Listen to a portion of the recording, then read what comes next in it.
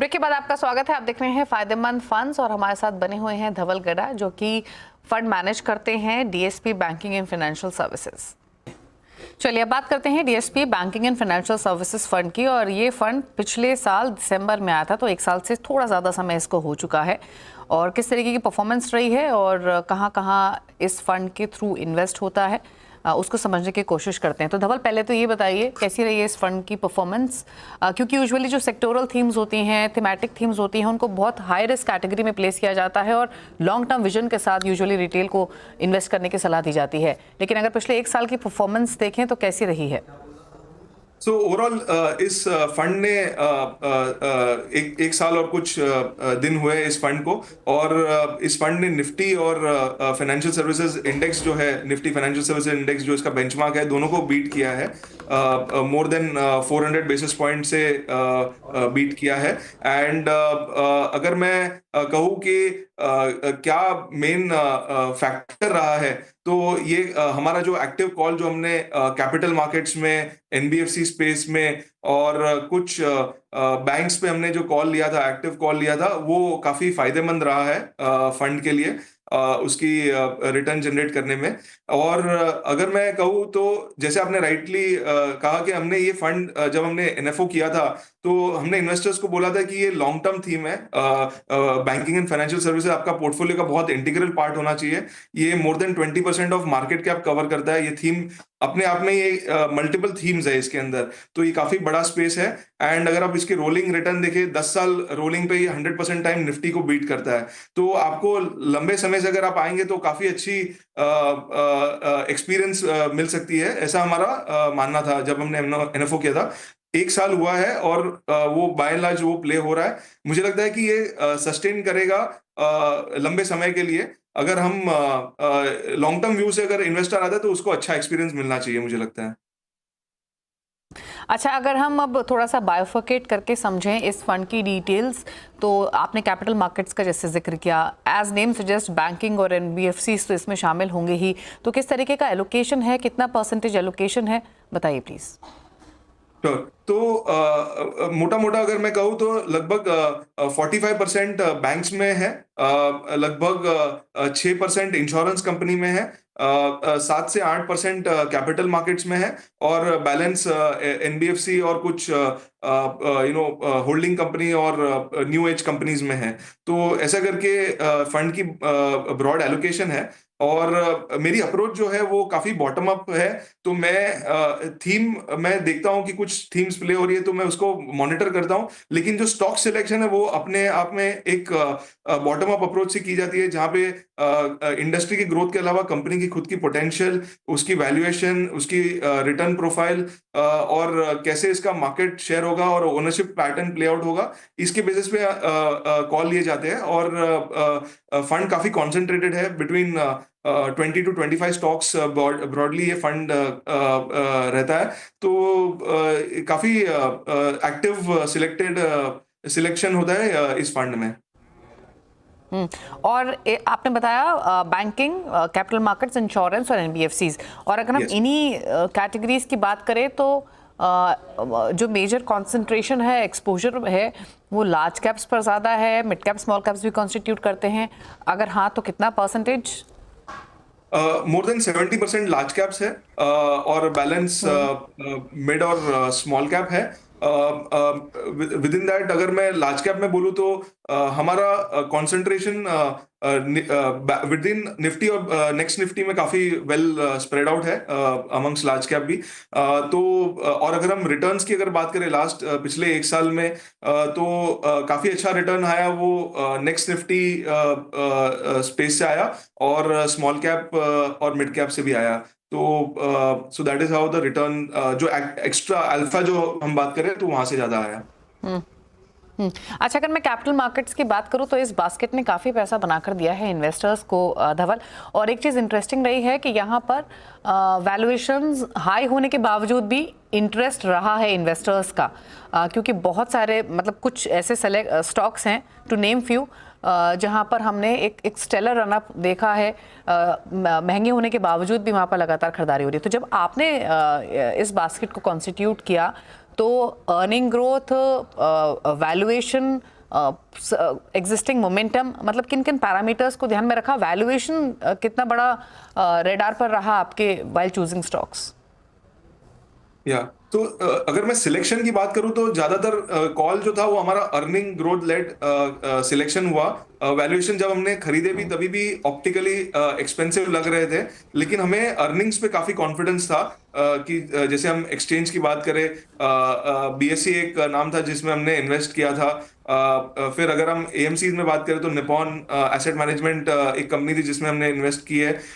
फिर हम अगर दूसरे के फिन टेक्नोलॉजीज है, 5 पैसा का कैपिटल है, तो काफी मतलब काफी जगह पे हमने अर्निंग्स लेड कॉल लिए रादर देन वैल्यूएशन। खाली ऑप्टिकली वो महंगे लगते थे, मगर अगर अर्निंग्स जो हम एक्सपेक्ट कर रहे थे अगर वो डिलीवर हुए तो काफी सस्ते हो रहे थे।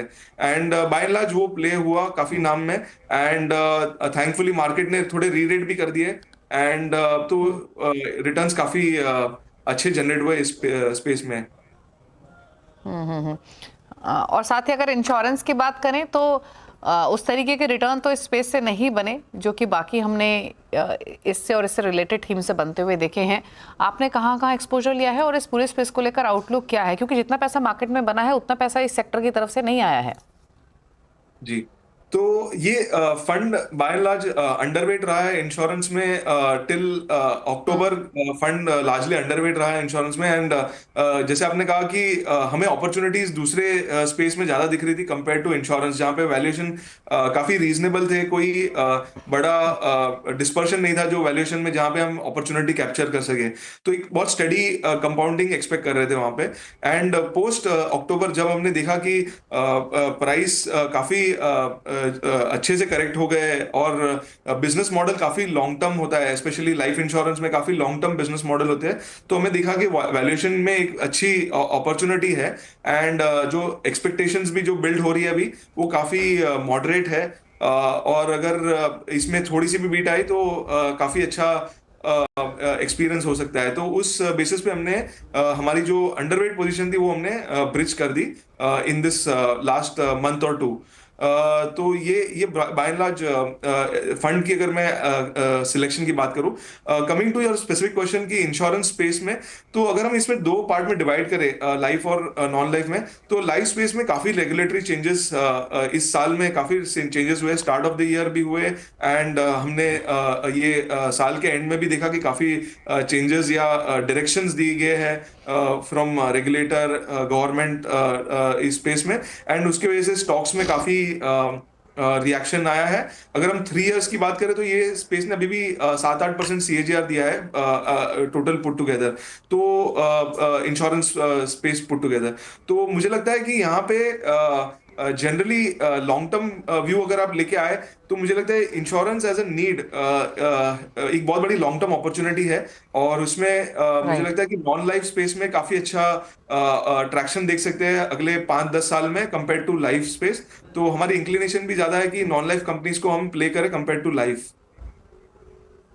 वहीं अगर एनबीएफसीज की बात करूं धवल, तो ये एक ऐसा स्पेस है जो कि बहुत वर्सेटाइल है और बहुत वेराइड भी है। आपको इसमें काफ़ी सारे अलग अलग किस्म के इंश्योरेंस कंपनीज मिलती है। और अगर हम परफॉर्मेंस देखें तो कुछ कंपनीज ऐसी भी रही हैं जिन्होंने अंडर परफॉर्म किया है, कुछ जैसे फॉर इंस्टेंस जो पावर फाइनेंस कंपनीज रही हैं उनकी परफॉर्मेंस काफ़ी स्ट्रांग रही है। आपने जब ये बास्केट तैयार की, किन पैरामीटर्स को ध्यान में रखा, किन कंपनीज पर फोकस किया? जी, तो वन कंपनी जो आपने बताया पावर फाइनेंस कॉर्पोरेशन एक इन्वेस्टमेंट थी उस at the start of the year, and it's still continuing as of November as well. तो अगर मैं ओवरऑल अगर एनबीएफसीज की बात करूँ, जैसे आपने पुटअप किया वो सही है कि बहुत ही डाइवर्सिफाइड स्पेस है। फंड में जो बड़े कॉल्स है जो हमने स्टार्ट ऑफ द ईयर से ही लिए हुए हैं वो बजाज ग्रुप पे है, पावर फाइनेंस कॉर्पोरेशन है, चोलामंडलम फाइनेंस है, श्रीराम फाइनेंस है। तो बाय एंड लार्ज एनबीएफसीज पे हमने बड़ा निवेश रखा है। और मुझे लगता है यहाँ पे एक बहुत बड़ी अपॉर्चुनिटी है अर्निंग्स की। जो ग्रोथ की हम बात करें, अगर आप पूरे बैंकिंग एंड फाइनेंशियल सर्विसेज में अर्निंग्स ग्रोथ की अगर हम बात करें अगले 12 से 24 महीने में, तो मुझे लगता है एनबीएफसी स्पेस में काफी स्ट्रॉन्ग ट्रैक्शन है, better than Nifty, better than the entire sector. तो इसके लिए फंड काफी वेल पोजिशन्ड है। एंड वैल्यूएशंस थैंकफुली काफी रीजनेबल है इस स्पेस में। तो फंड की जो सबसे बड़ी ओवरवेट है सब सेक्टर में वो एनबीएफसी स्पेस पे है। एंड मुझे लगता है यहाँ पे अच्छा इन्वेस्टर एक्सपीरियंस हो सकता है अगले 2-3 साल में। अगर हम पूरे बैंकिंग और फाइनेंशियल की बात करें तो क्या एक्सपेक्ट करें 2025 में स्पेशली डबल डिजिट रिटर्न्स आते हुए दिखाई देंगे? मैं स्पेसिफिक रिटर्न नहीं बोलूंगा, मगर मैं ये बोलूंगा कि जो हमने इस साल देखा है जहां पे 13% फाइनेंशियल सर्विसेज इंडेक्स ने रिटर्न दिया है सिमिलर टू निफ्टी। अगर आप मुझे बोलोगे कि निफ्टी से आउट परफॉर्मेंस की चांस है तो मैं बोलूंगा कि हाँ पॉसिबल है। अंडर परफॉर्मेंस मुझे नहीं लगता है ज्यादा लाइकली है, क्योंकि वैल्यूएशन में अगर आप सब सेक्टर्स की अगर हम बात करें तो सबसे रीजनेबल वैल्यूएशन आज की तारीख में बैंकिंग एंड फाइनेंशियल सर्विसेज में है। तो फ्रॉम दैट पर्सपेक्टिव मुझे लगता है कि निफ्टी या निफ्टी से ज्यादा रिटर्न की एक्सपेक्टेशन कर सकते हैं going into just from a valuation perspective.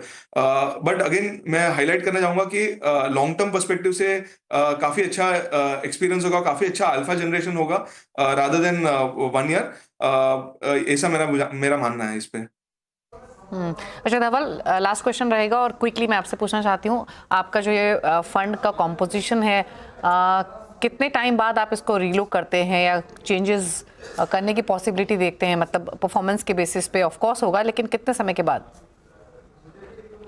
Active monitoring होती है, but by and large fund का जो बड़ा रिव्यू होता है वो एवरी 6 मंथ्स होता है बेस्ड ऑन परफॉर्मेंस एंड कैसे एक्सपीरियंस रहा है। उसके बेसिस पे बड़े रिव्यू में जो मैंने किए हैं पिछले 1 साल में वो हर 6 महीने में हुए हैं। But by and large it's bottom up selection, तो ऐसा कोई बड़ा चेंज नहीं हुआ पिछले 1 साल में।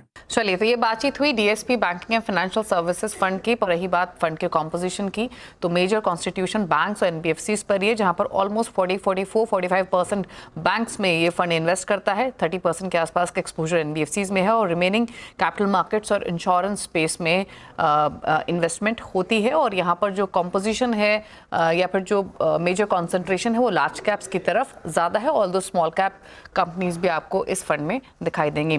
थैंक यू धवल शो में आने के लिए और मार्केट्स पर आउटलुक देने के साथ साथ इस फंड की डिटेल्स हमारे व्यूअर्स को समझाने के लिए। Thank you so much. तो इसी के साथ इस खास शो में तो इतना ही, फायदेमंद फंड्स में इतना ही। ब्रेक उस पर भी खबरें जारी है CNBC आवाज़ पर। नमस्कार।